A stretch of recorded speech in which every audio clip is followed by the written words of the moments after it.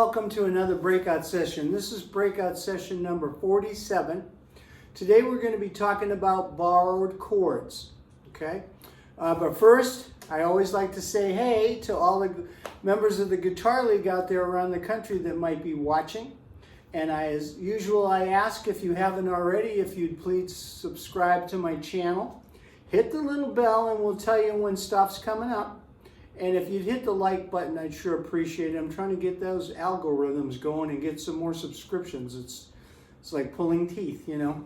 But anyway, I'm having fun. Okay, so today we're going to talk about borrowed chords. That little clip I played coming in, Little Maggie, a Bill Monroe bluegrass song, you know, one of the fathers of bluegrass. I was messing around with that the other day. And it's 3 chords. It's a G, an F, and a D. So I was trying to figure out, like, what would I play over that, you know, for any lead licks or fill licks or something. I go, what key is this in? In the key of G, there's no F in G. And in the key of D, there's no F in D. And in the key of F, there's no G major or D major. So I'm going like, what? Where's that coming from? So I have already done a pretty comprehensive video, breakout session, I believe it was number 10. It was called Substitute Teacher. And I went in depth with chord substitutions, secondary dominant chords, tritone substitutions. There was a lot of stuff. I went back and looked at it. It was pretty impressive, actually. You should check it out. But this chord progression didn't come from any of that. So I was having a heck of a time trying to figure it out. So, you know, the F note is in the Mixolydian scale of G, where you flat the 7th, but it's not Mixolydian either. Come to find out, it's from the parallel minor key. Okay, so what the heck is that? Well, you know, you have a relative minor key, like in the key of G, which we're in. E minor would be the relative minor. But every note in E minor is the same as in G. So that doesn't solve my problem. Okay. But in the parallel minor scale, which is G minor,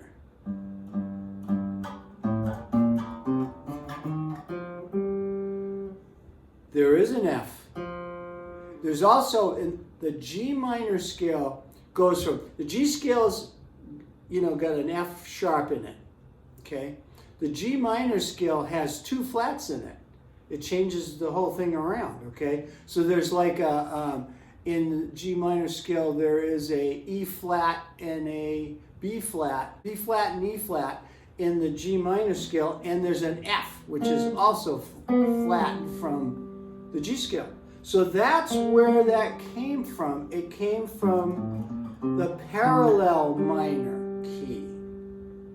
So they borrowed a chord, he borrowed a chord, the F, from that key. So G minor would probably be what you'd want to play over that, or like a G minor pentatonic-y kind of thing over that Little Maggie.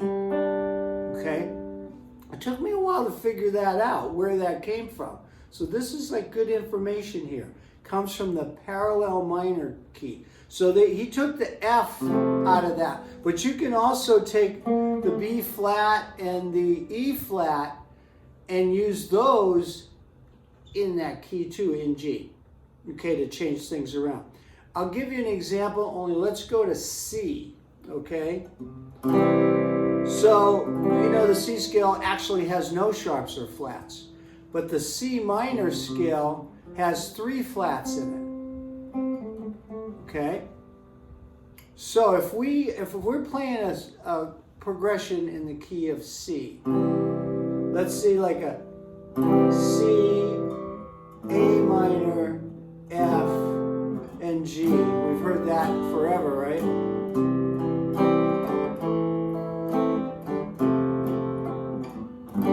Every old love song there ever was.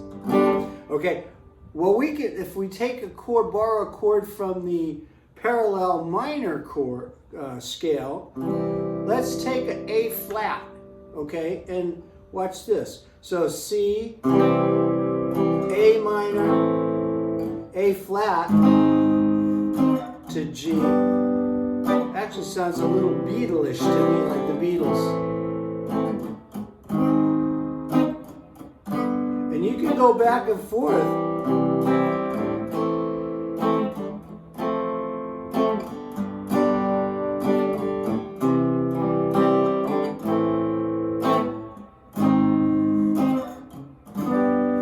So you can borrow that chord from the parallel minor. Now that's the A flat is like the sixth of the C minor scale. Okay, so you can borrow the sixth, but you can also borrow like the fourth and the fifth. You can borrow any chord from that scale actually, but a lot of them sound better than. So you could borrow at least 3 of those chords from the C minor scale. It sounds good in C.